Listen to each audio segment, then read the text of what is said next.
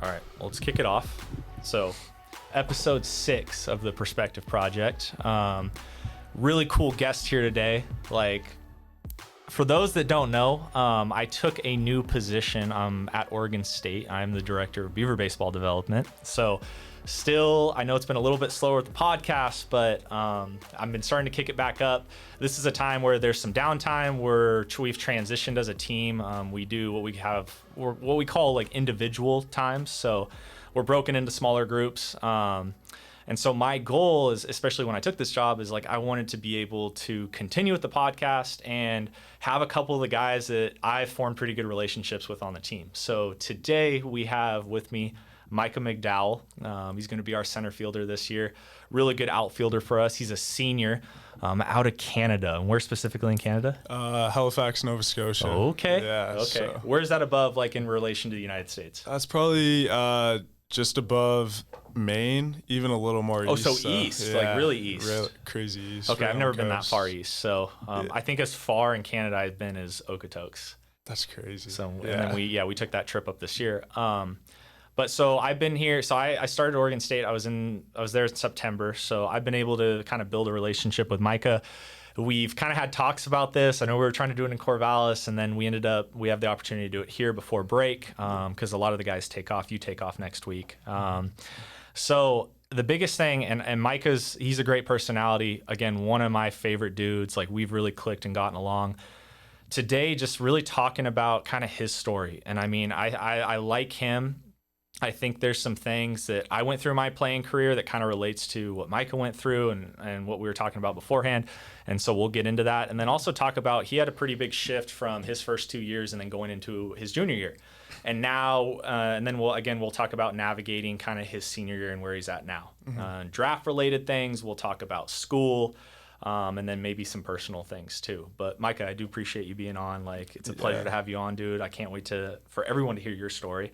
Well, let's start out. So growing up, Canada, that's really far east. Mm-hmm. Kind of how was the childhood? How was like your relationship with baseball? Did you know that you always wanted to play college baseball? No, honestly, like growing up, I grew up in a small town in Nova Scotia too, so it was really tight knit.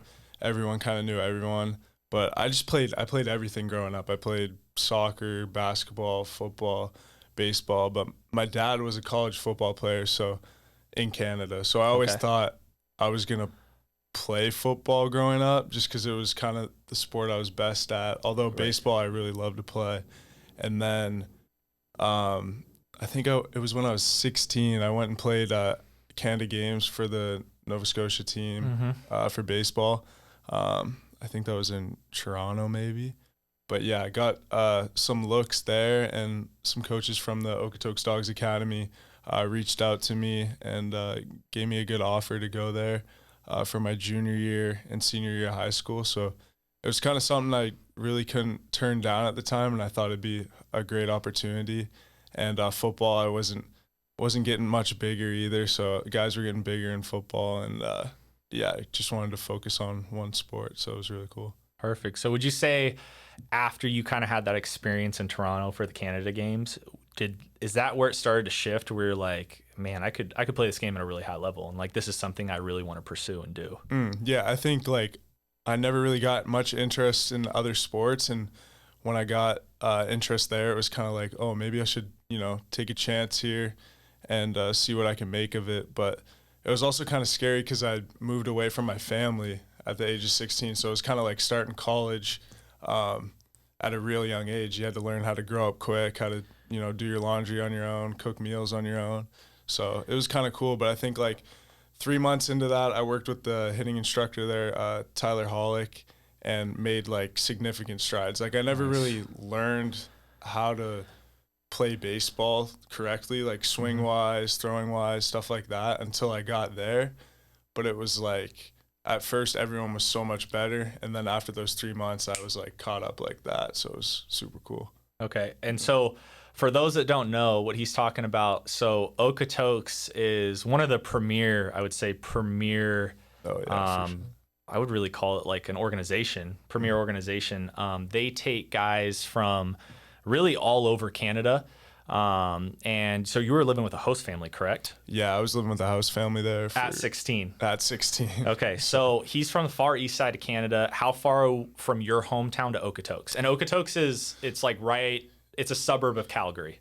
Yeah, suburb of Calgary, like right above Montana. Yep. In the States. But yeah, so I got there when I was 16, and sorry, what was the question? How far away? How far away? Oh, how far away? Yeah, like your hometown compared to like, Okotoks. It's probably like a 5-hour flight. Okay. From Nova Scotia, okay. so pretty decent. It's close. Was that your first time being away from home? Yeah, that was my first time really being away from my parents for a significant amount of time. Yeah. How was that transition initially? Was it hard? Like, do you feel like you kind of navigated that well, or? Yeah, it was pretty hard for about a month.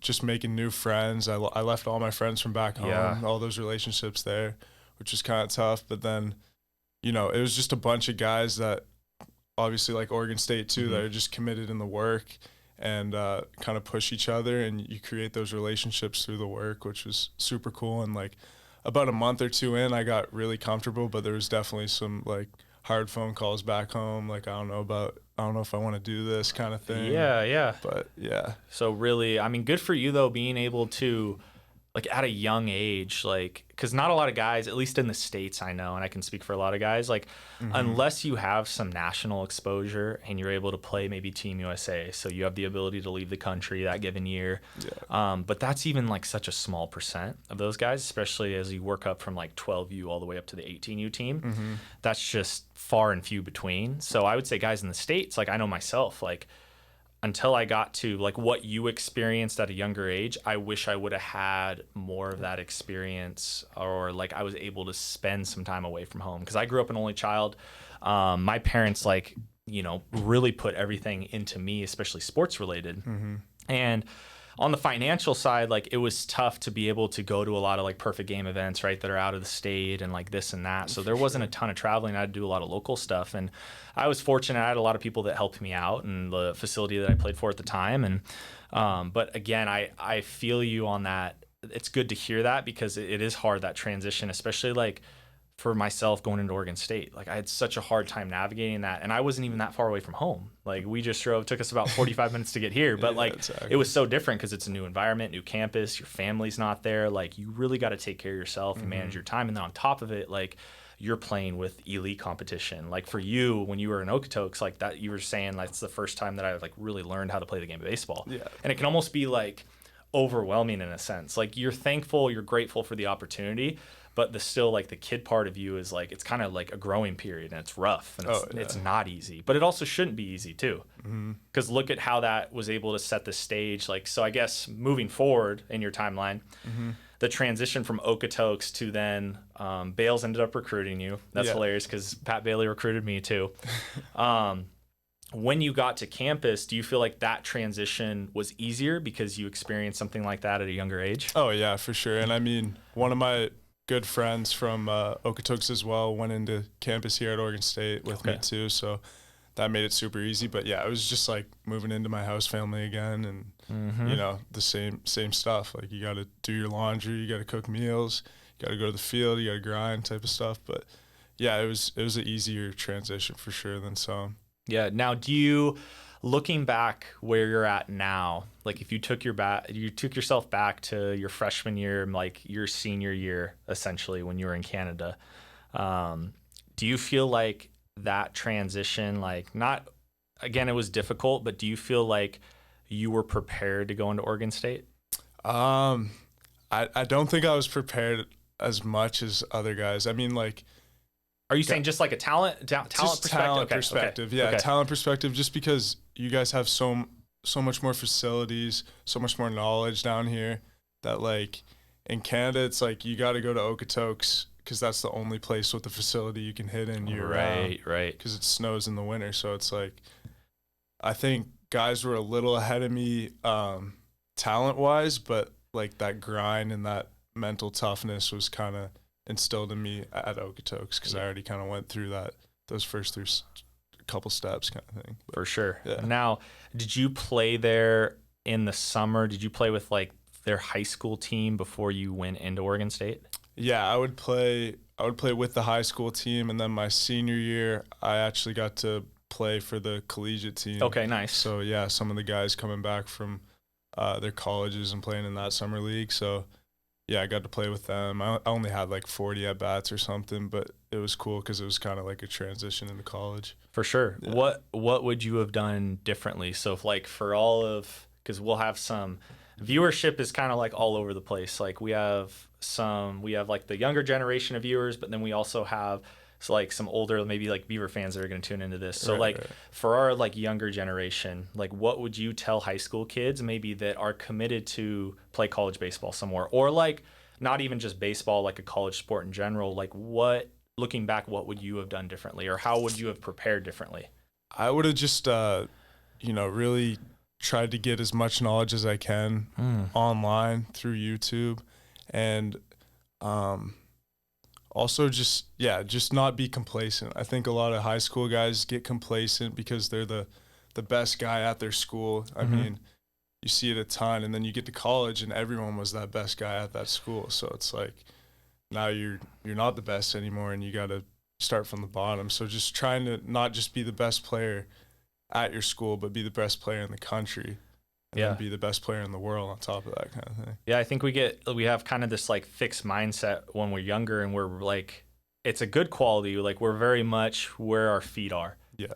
And you almost like, I know for myself, I've talked about this on previous podcasts, but like I was a big fish in a small pond, like especially in Oregon. And like if you relate the level of Oregon baseball, like high school baseball, like across the country, like that's two totally different things, right? And then if you even compare that, like even within the United States to like across the world, like some of those guys that I ran into from different countries when I played professional baseball, like that's a whole different bag of worms too. Right. So I think exactly what you were saying, like for all those like the younger guys out there and girls, like making sure like utilize, like be curious, like always be curious, continue to learn. Like I think some of the best players, and we can bring up Travis, for example, we talk about him a lot, but like part of the reason that this guy's so talented is like he never stops learning. Like there's always like he wants to push the envelope. Like I think that idea of what you said, like keyword complacency, like don't get complacent in what you're doing. You might be good where you're at,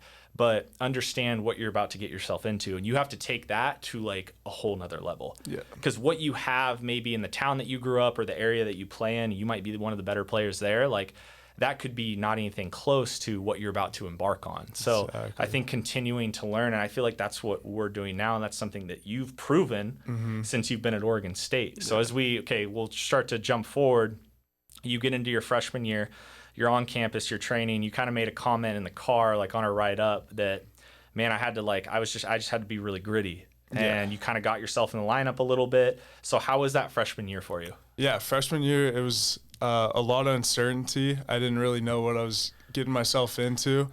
But, just went out early on and really grinded in the fall, saw how hard guys work there, and just followed their lead and tried to grow my game. But, yeah, I ended up having a really good fall and got the opportunity to start in center for the first 12 or 13 games there in COVID. And, didn't hit the best, but had a really good start. And I think when we talk about that complacency side of things, I maybe got a little complacent going into COVID and kind of took a lot of time off and didn't work. I mean, I didn't have the facilities as much as I had to go back to Canada, back to Okotoks. But then I look at a guy like Travis, who after his freshman year, he was freshman All-American or whatever, and instead of taking time off, he went straight to driveline because he wanted to grow, he wanted to get better, wanted to get that power. So I think my freshman year, obviously COVID was tough because you couldn't really reach out to those resources. And that's right, that was your freshman year. So that's crazy. Yeah, that was a little weird spot in time, but it was a great start at Oregon State my freshman year, and I had a lot of fun that year. Yeah. Okay, and then moving forward to your sophomore season, kind of talk about that. Like, what were some of the things that you initially learned? You said you were kind of complacent, right? And you're saying after your freshman year? After my freshman year. Like that time off, right? Because it was just a weird year. You didn't really like kind of know. And again, I think there's part of it too, and I think I want everyone to understand is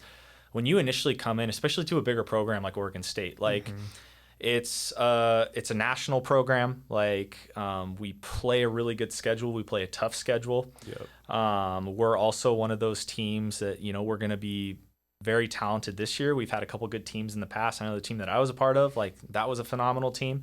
So I think the talent pool, and it's like the thing is, and I don't think people always realize, is like you start to win consistently. You start to do it at a high level and on a national level. Well, now like the recruiting gets better, facilities get better, like everything like gets pushed up. So honestly, it does make it harder and harder to maybe get into one of these schools or to even play consistently at one of these schools. Exactly. And so moving into your sophomore year, how was that year for you overall? So overall, sophomore year, we came back from COVID. Yep. And first full season, by the way. Full season. Bullish, yeah. So yeah, went into that and had a bad hamstring strain early on in that season. I think the first 2 weeks. I started off hitting really good. Had the hamstring Playing injury. center field, right? Playing center field, yep. Had the hamstring injury and was out for like 1 or 2 weeks. Kind of pushed it back to get back in the lineup because wanted to get back in there. And and then it was kind of tough from that point. I really went into a struggle. Couldn't really feel my back leg and my swing, so I wasn't. Oh, so it was your left leg, your left hammy. Yeah, it was my left leg. Okay. So it was like that hold in my swing and in my back hip, I couldn't really feel, and I felt myself leaking every single time, and was chasing stuff and not getting good contact. So yeah, I kind of whittled my way out of the lineup in that way, and then it was really a struggle for me. For sure. That year. What do you feel like you took away from that year? And I want to kind of navigate specifically like into the injury side.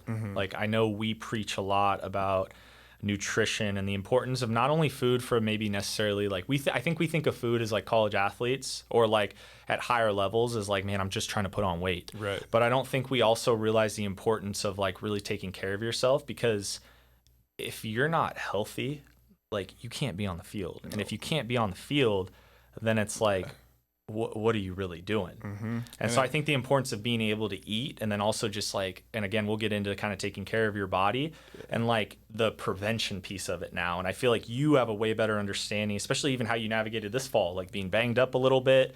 But I feel like there was no panic because you kind of like, oh man, I've been through something like this before. And you realize the importance of like, it's not always good to be like the tough guy and try to like time and place for that with maybe little knick-knack things. But man, if you hurt yourself, you injure yourself, like the importance of eating right, of getting in to see like the trainer, right, to be able to take care of the body and do the necessary things. So it's like now this is something that maybe it's a little knick-knack thing. It doesn't become anything more than that, right? It doesn't linger on like it did your sophomore year. Exactly. And it's tough enough playing at this level, but when you have a nagging injury and you got something in the back of your mind that's kind of screwing you up a little bit, it makes it even harder. So it's like taking care of the body in the fall and before the season, so when you go out and you have consistent meals that are good and you're not eating Five Guys every night, then your body's feeling good and you're able to go out consistently every day through a 56-game season and put your best foot forward. Absolutely. So, and then now moving into your junior year, had a phenomenal year, like some really good numbers. Hit 340, 350 something? Yeah, 348, I think. Yeah, so really good numbers, like a handful of doubles. I think I looked at your stats before. I want to say you had like 7 pumps. Yeah. Right? There we go. I'm on it. So great year. Now, was talking about the draft, was it pretty clear cut in your head at the time where you like, man, I'm 100% going to get picked up. I'm going to get signed? After the season? After the season, yeah.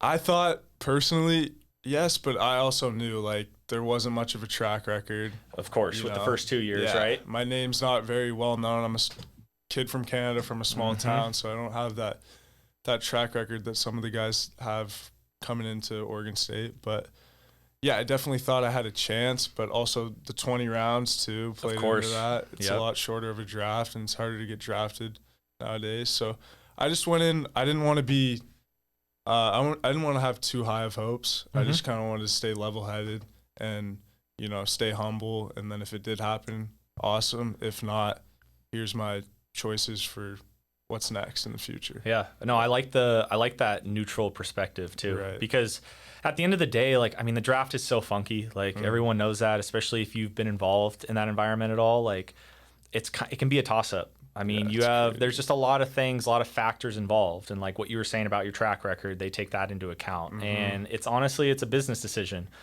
And it's something where it's like all you could do is like you had a good year your junior year. And so understanding, I think it's good for kind of our viewers to hear that too, especially you have some of these younger guys or these high school guys that are tuning in that like, man, Mike is a perfect example of like understanding the things that are like, we talk about this all the time with the team. I talk about it with you guys is like, it's black and white. There's things that are in your control and there's things that are outside of your control. Exactly. And it's like you did what you could to put yourself into a position to the best of your ability.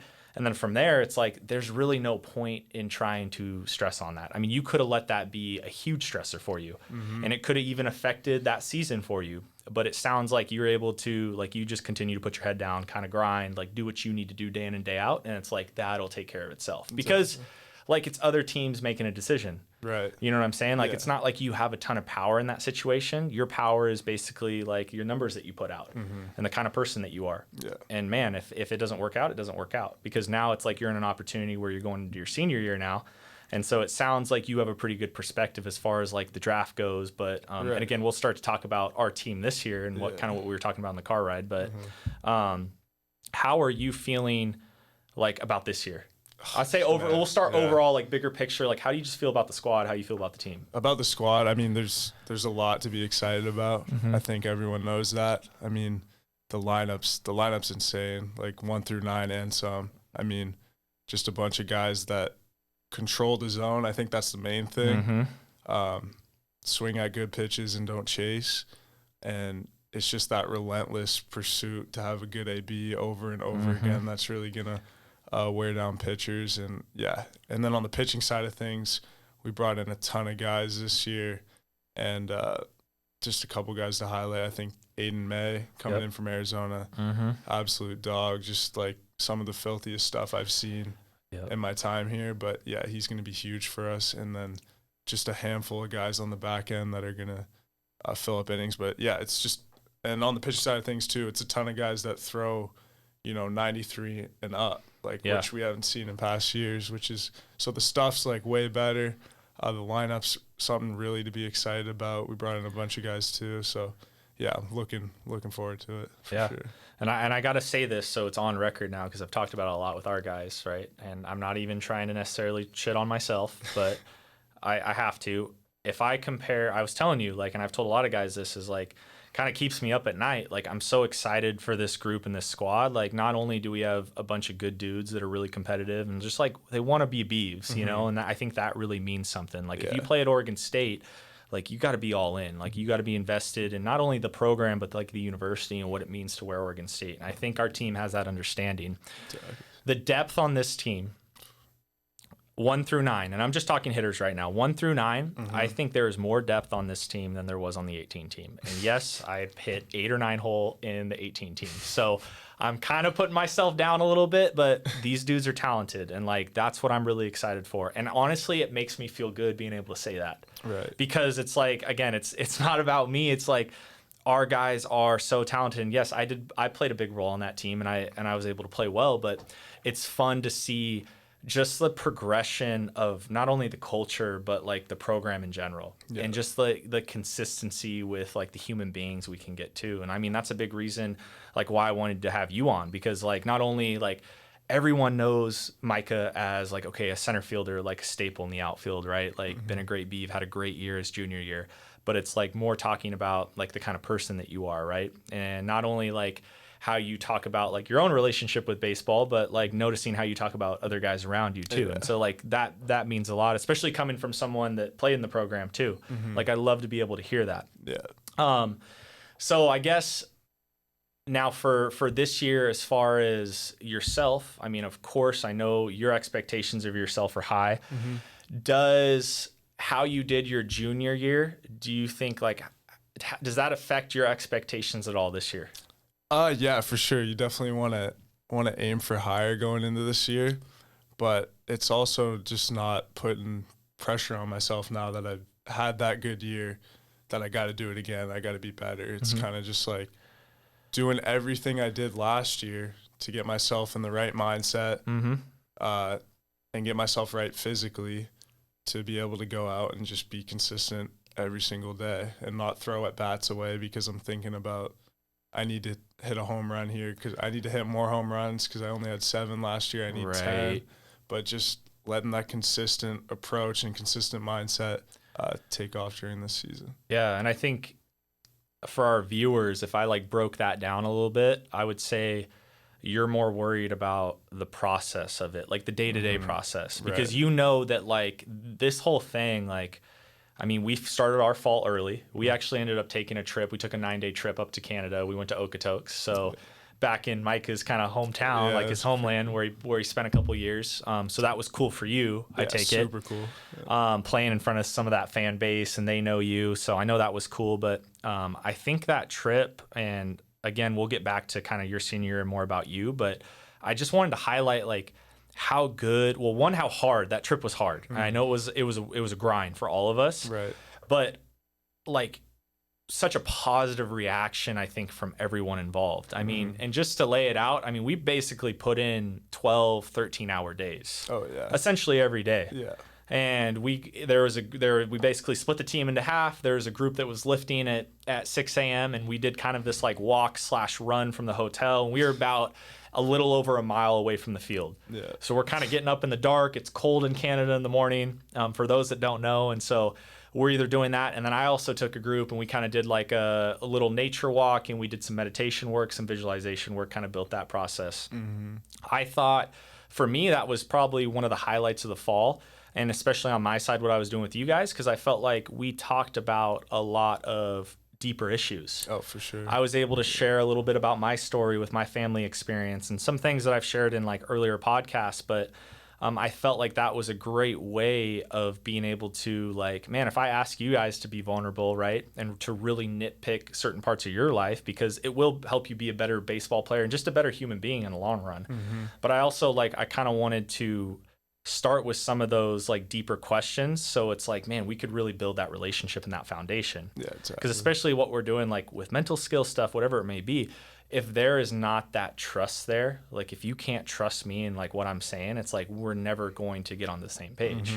And so a lot of it, like a lot of the questions and things that we talked about, it's like, man, we talked about some of the most impactful moments in our life, like things that have really affected us. And we were able to kind of share back and forth with guys on the team and then also myself. And again, I just kind of wanted to note that and like maybe what that trip was for you and kind of how you took it from like a player's perspective. But I know on like the coaching side, it's like, man, it was phenomenal. Like I loved it. It was way better than I expected. Like, yes, it was really hard, but it kind of proved, I think, it created more depth to the relationships, but then it also showed everyone like, man, the capacity that we actually have, that I can get up consistently, and that when I have a routine and I'm dialed in with my schedule, like what that does for our mind and body. So I kind of wanted you to expand on that. Yeah, for sure. That trip was awesome. I mean, we were really able to just focus on the work.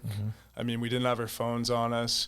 There wasn't much to do around the hotel, so it was kind of just like get up and go to work every day and do it over and over again, that consistent routine. But yeah, it was really cool to get super vulnerable with the guys and learn about you, because we didn't really know you as much prior coming into this trip. So it was really cool to hear your story and learn from that, and also see that there's a lot of guys going through similar things that that you went through. So it's like, it's cool. And I think it was cool for the freshmen too, to see older guys like us open up and tell our stories, because they're probably feeling the same thing too. So it's like them learning that early, so they don't have to take 2 years to get through that. They can just take maybe 2 months and get through that, and then be a stud for us this year instead of 2 years down the road like myself. 1,000%. Yeah. And I also think like kind of going on the vulnerability piece, like the conversations that we did have, and we don't necessarily need to get super into depth like what we talked about, but I know some of the things that I shared, and I actually do want to bring this up because I think it's good for everyone to hear, but specifically, and I actually started to get a little emotional because that was the first time that I've ever told something like that, but the Omaha situation and not necessarily being able to have some of my family members there, and like how, and again, it wasn't their fault. They did everything that they could, but it was something the younger self in me, like I kind of had a hard time processing that. And I don't think I fully did process it in the moment. And I remember sharing that, and whether I had a couple guys kind of walk out or it was kind of maybe hard for them to hear, but I feel like for me personally, after I shared something like that, because I'm always talking about trying to be vulnerable, like that's how you can get the most out of yourself. Like, right? It creates a sense of even confidence too. Like, and we have this idea as males, and I think even in our society, and I think it's slowly starting to change, but of like, oh, I need to be the tough guy. I don't need to share, like I don't need to be vulnerable or talk about my feelings. But like when you actually do bring those things up, it is a sign of strength. Yeah. It is a sign of confidence, and like as hard as it may be, but then it opens the door for like serious depth in the relationship. And so that was kind of my goal on my side. And it was cool that you guys were able to reciprocate that. You know what I'm saying? And I got to hear some of your guys' stories because I just felt like it was powerful.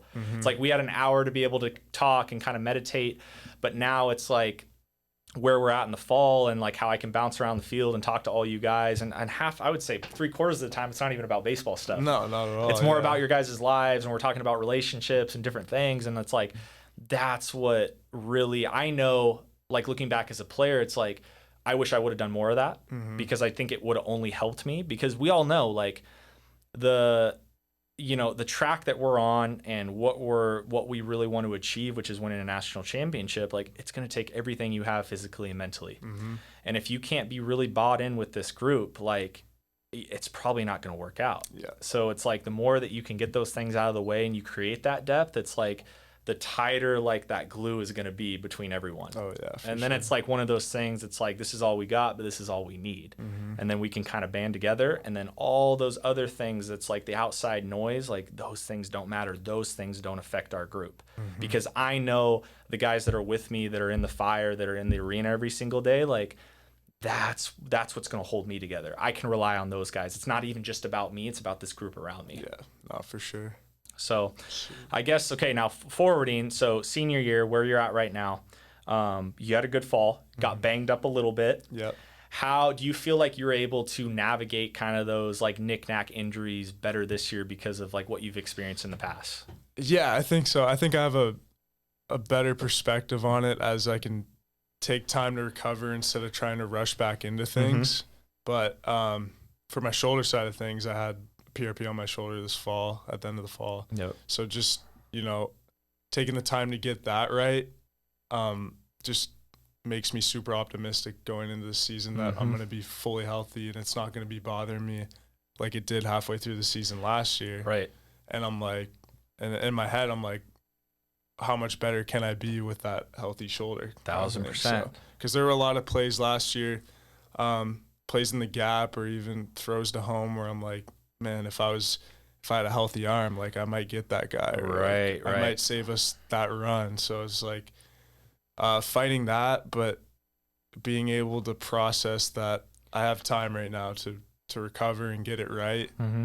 And I don't have to rush into things like until January hits, then it's go time kind of thing. Versus like maybe younger you would have been like, okay, well, this is kind of like an optional thing.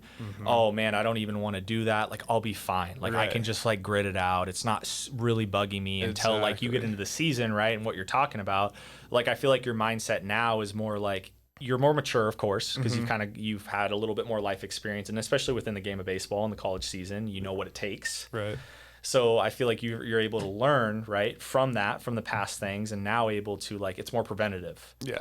Like, it's not like it was a huge issue by any means, but you're like, man, I'm going to be able to be healthy, like, throughout the duration of the season. Exactly. Yeah. And understanding that, like, man, if you are healthy on the field to the best of your ability, like, you can make those plays. Those borderline plays are like, you can make that throw. And it's not like in the back of your head of like, oh, something's going to go wrong or this thing isn't going to hold up. Exactly. So that's powerful. That's good. That's good perspective. Now, I will say, especially before we kind of wrap up, I kind of wanted some of the viewers to know a little bit more about you, like on the personal side. I took you, like, I was always like, especially when I was getting to know everyone, like, I kind of know the group that you hang out with, and like, I've always loved your demeanor.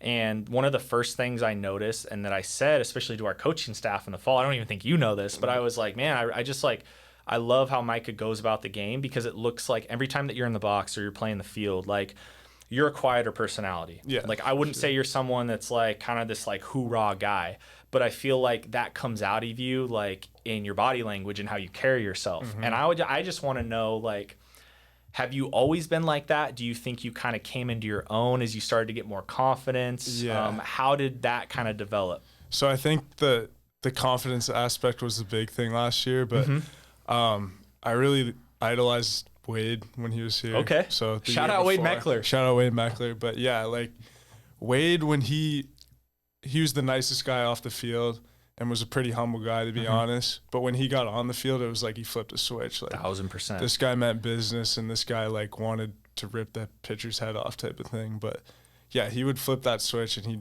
he'd look like a bad mother effer in the box type of thing. Yeah. So it was like, for me, like once I got that confidence last year, it was like every time I went out on the field, I flipped the switch. Like, and any of the guys on the team now can attest to that. But like during the game, like I don't really talk to anybody.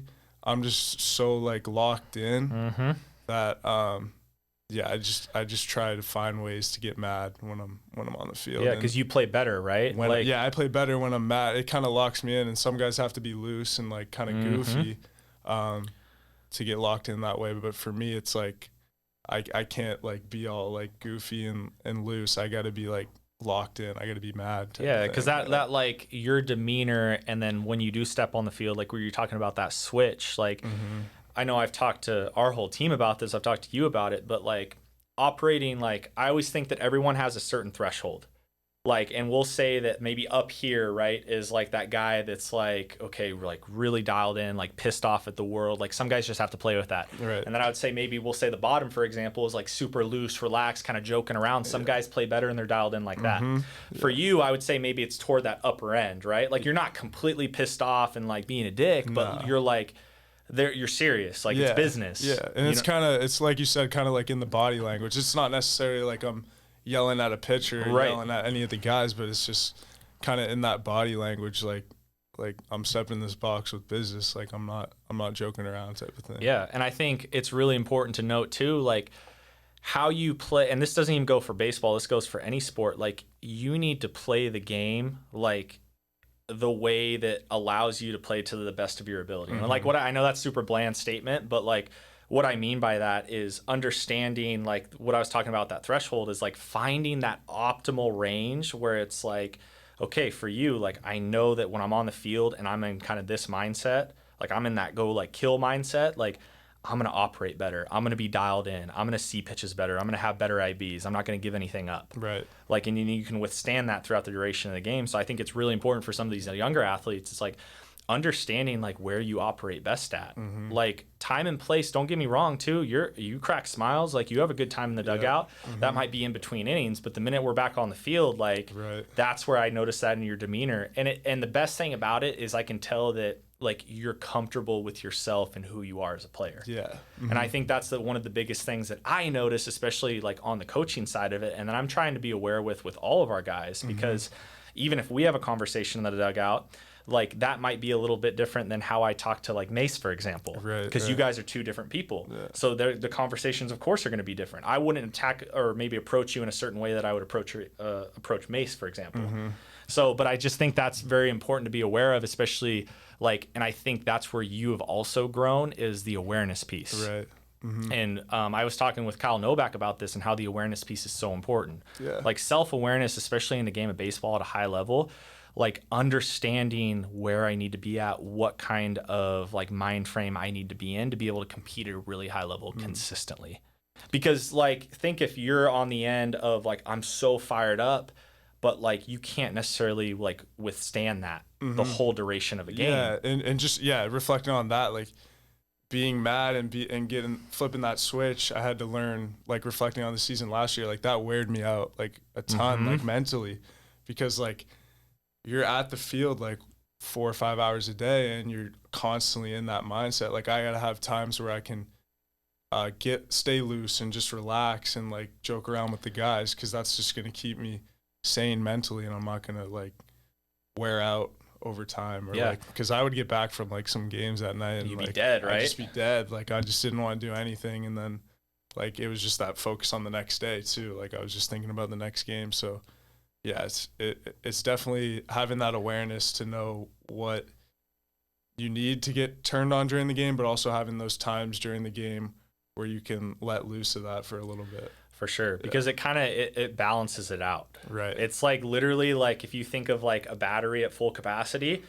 like it can start to dwindle down, and then when you have the awareness though of like, okay, I can let up, like I can relax a little bit in this moment, that in a sense, like you kind of charge the battery back up. Yeah, so then you're within that threshold. Does that make sense? Oh, and yeah, it's for like sure. trying to find the balance of maintaining that like hard aggressive side, but then also like being a little bit of loose, like being kind of relaxed, like then you can navigate just games better, and you navigate a season better without just completely wearing yourself out. Exactly. I know something I kind of wanted to touch on, and what I was going to say before this, but so kind of our viewers know a little bit about you. Like, what, other than baseball, what's something that you like to do outside of the field? Like, what are some hobbies for Micah McDowell? Recently I've tried to get into golf. Tried to go tried to go with Brady and Trav, but they're a lot better than I am. So I've tried that, and I mean, outside of that, probably, I mean, we play a ton of video games in our free time, especially now with individuals going on. I used to snowboard back when I was in Canada. When you're in Canada. Obviously not too much now because injuries and all that, but and then just hanging out with friends and hanging out with my girlfriend outside of baseball. Yeah. So I guess again, even for our viewers, like even hearing that, like I think there's a misconception, and don't get me wrong, like, and I want to word this like carefully because I want everyone to understand, but you play at a really high level, and we think that a lot of our days, right, like you are putting a lot of time in between school, and it's almost like this kind of can be this balancing act of like whether it's a relationship, friends, right, family, school, baseball. And school and baseball, those two things take up like a lot of your time. But what you were talking about, just like you were talking about on the field, right? Like having those moments where it's like I can breathe and relax and have some fun. 100%. It's the same thing, like even throughout like the course of our fall. Like everyone knows October, like that's a hard month. It's kind of a grind, right? Daylight savings comes into play. Like it's dark all the time, especially being in the valley in Corvallis. Like the weather is just kind of nasty. But I also think that's what makes an Oregon State baseball player, you know, what they really are. And like we kind of feed into that environment. But with that being said, it can't just be like go baseball all the time. Right. Like you need to be able to have other resources, like, and finding those things out. It's super important. Like I'm also with Micah. I love to play golf. Like I try to play golf. I went out with a couple of the guys. I went out with Mace and Keljo and Brady yesterday. And so like we can get those moments where it's like we're not always just on the field. You know what I'm saying? Where it's like we can kind of relax and like let yourself be and let yourself breathe. Exactly. You need that because you can't just be thinking about the game prior or the practice prior. You got to have that outlet to really let loose and just have something outside of baseball that you love to do and you can focus on, and you're not just a baseball player. 1000%. Because like at the end of the day, and I mean this for all you guys, I've said this to you guys before as a group, and I think there's more of an understanding now where I'm coming from, but and not just because I do mental skills with the team and this is something I really care about. I could always care less. Like I want you guys to nitpick things that I'm saying. I know that everything that I'm going to say or that we implement, like not everyone's going to use. I totally understand that.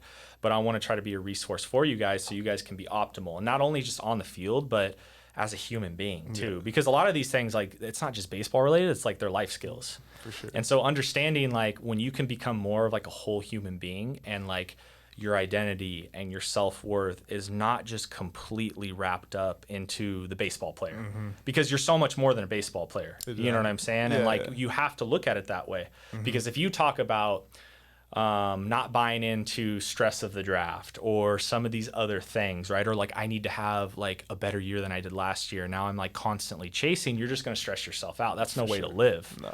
Where it's like, and we talked about this, just because you had a really good year last year, that doesn't mean you're going to have a good or a bad year this year. It's all about the work that you put in because like we all know the game doesn't owe you anything. No. It doesn't care what you did last year. It doesn't care what you did in the fall. No. And that's where what you talked about, that keyword complacency, like that's so important.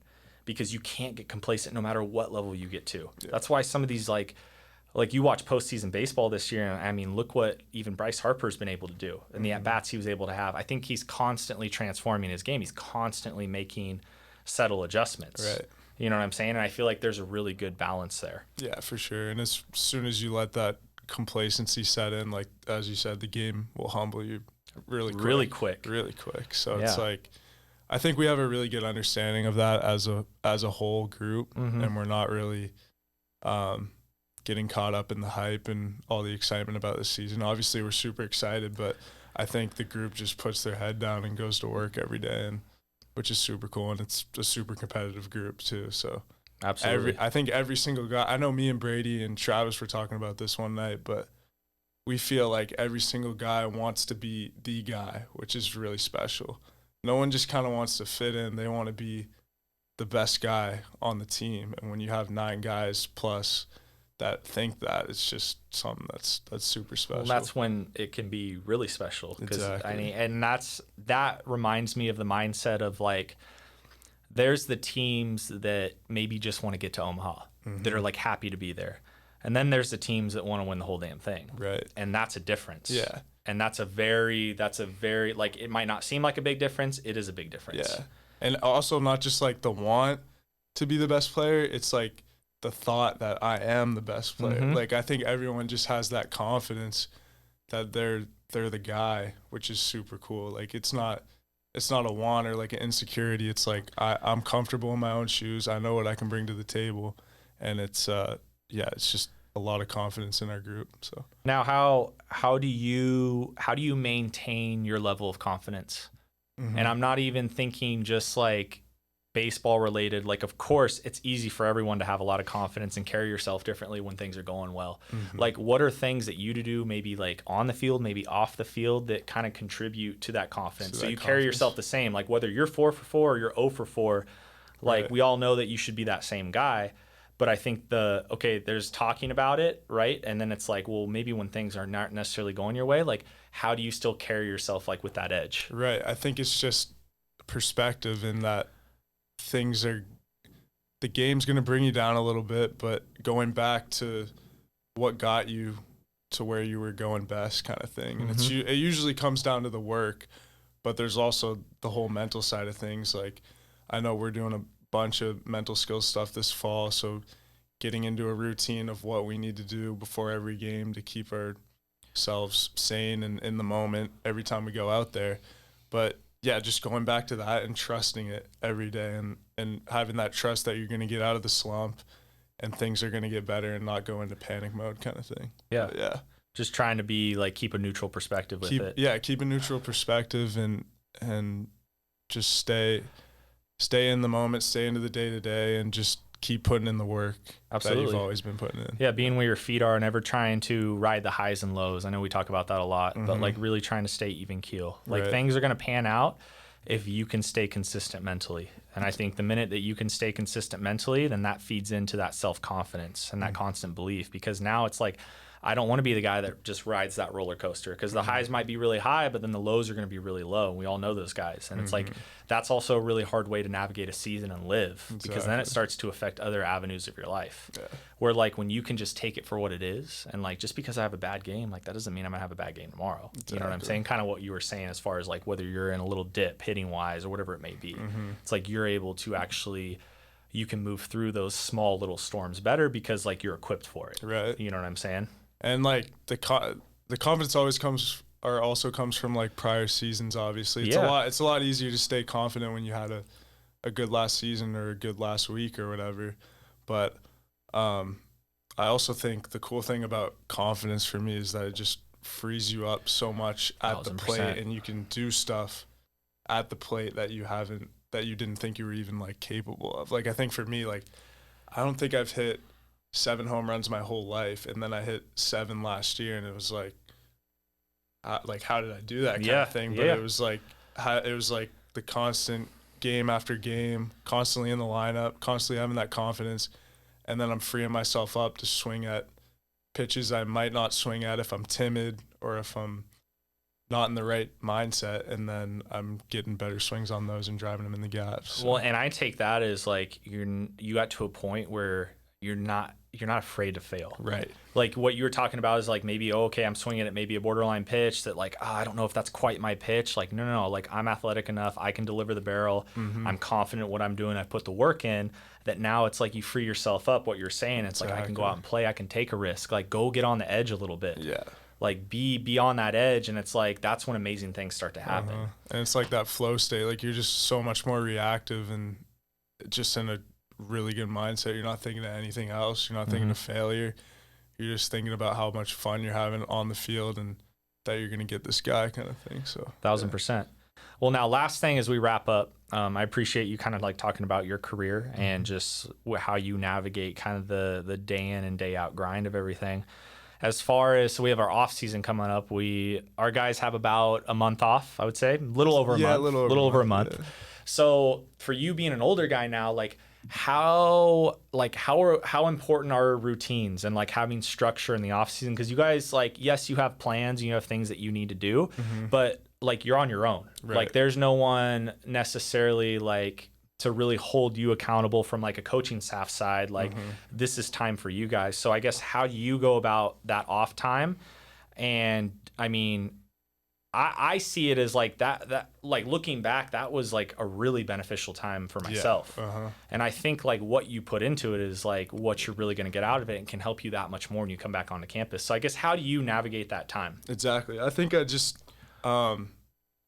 looking back on it, like a lot of guys get in that time, get into individuals, get over break, and they put themselves in really comfortable positions. Like they're doing flips every day, or their dad's throwing them BP every day, and they're comfortable. They're making good swings, but it's like when you go back into those practices in January, it's not going to be that comfortable. Like Gip's going to be ramping up the machines and challenging you every day, and you're going to have guys on the mound throwing 95 challenging you every day. So I think for me, it's staying in that challenging environment. And I like to hit a ton of machine, but all types, like second base angle, third base angle, or whatever, or shortstop angle, and just staying like super competitive in my swing. Obviously, there's like maybe a week you want to get your swing right with flips and stuff like that, but I think as soon as you can dive deeper into the challenging environments over the break, even in your workouts too, then that's when you make huge strides. Yeah, and I want to take note of what you were saying. Like you kept saying putting yourself in an uncomfortable environment because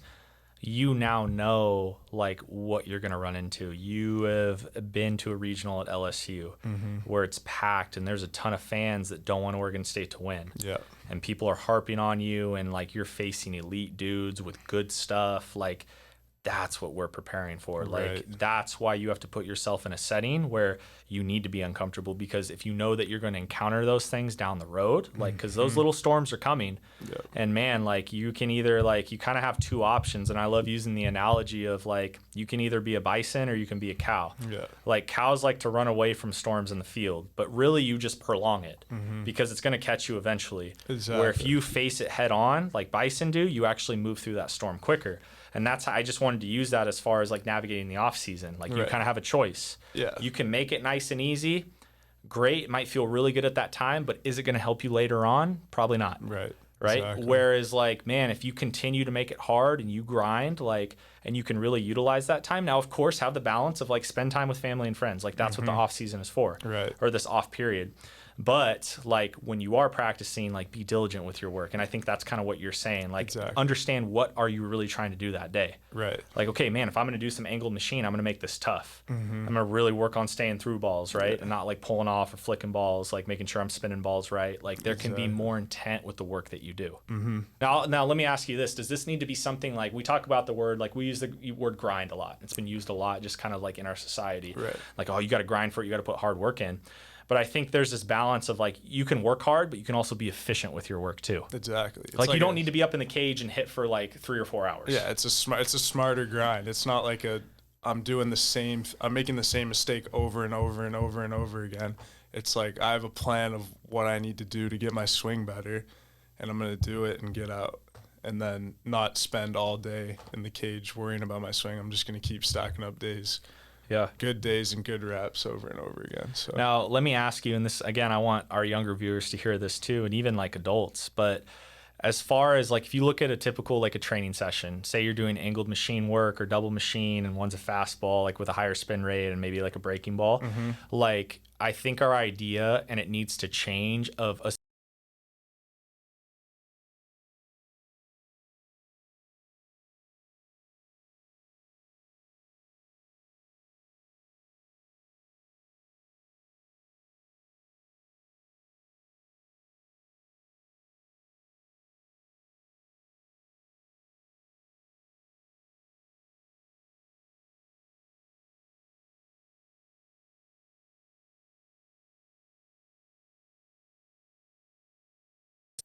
no one cares if you can hit the BP thrower or whoever's throwing BP 105 or whatever off the bat. Like, people care when you're ramping up the machine at like 95, 96, and it's top of the zone, and you're turning to that stuff and you're hitting it 106, 107. That's like, it's when you put yourself in those challenging environments and you can still make the same swings that you're making off flips and off arm kind of thing. right. And you don't get sped up because you're constantly in those challenging environments. Yeah. So I would say when you're going through a typical, maybe machine day, right? That's maybe a tougher day for you. You kind of know that going in.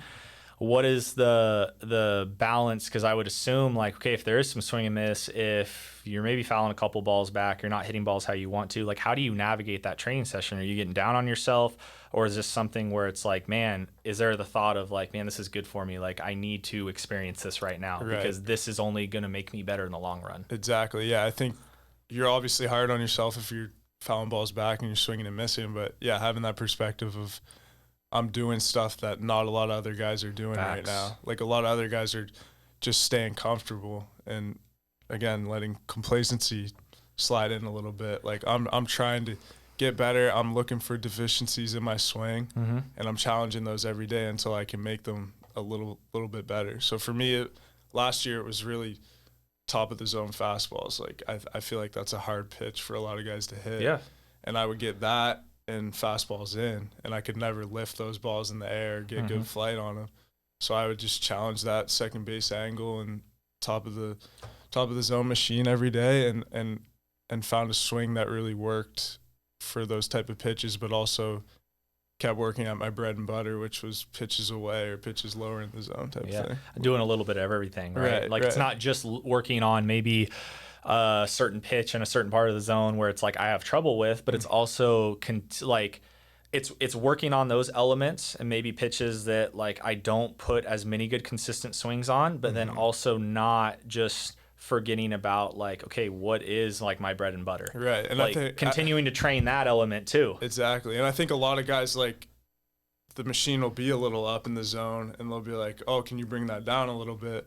Because they make the better swing, obviously, off the middle pitch. But it's being able to challenge yourself and be uncomfortable and don't be humiliated by swinging and missing a couple times on a high fastball. Like, how are you going to hit the high fastball if you always just bring the machine down kind of thing? So. And I think it's important, too. Like, you kind of got to check your ego at the door. I know that's like an old saying, but like, especially when you're in an environment where there's some variables and like you're not going to always be successful, but you're always not going to be successful in the game too.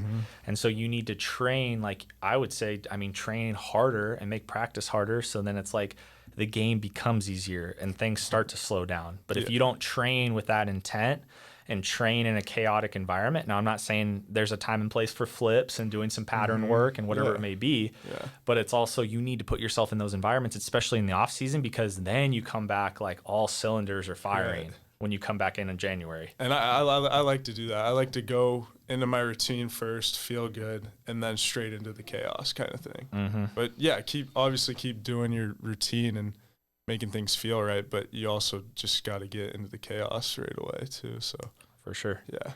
All right, man. Well, I love it. I appreciate you giving us a little bit more background on kind of you growing up in Canada, having to move at a young age to Okotoks, training there, the transition to Oregon State, and then kind of talking about the dynamics within our team this year and you yourself and how you've grown like with the confidence piece and I've seen you personally just this fall. I know I haven't known you for like that long of a period of time. I watched you play a lot when you've been a Beeve, but now getting to know you more, man, it's been a pleasure. Like you're one of my favorite guys. Like we have a great relationship, and again, I appreciate you sharing this for kind of everyone to hear.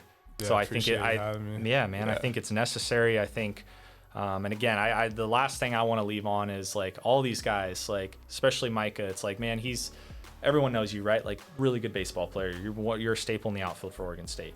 But it's like the human being is the really important part. Like you're so much more than a baseball player.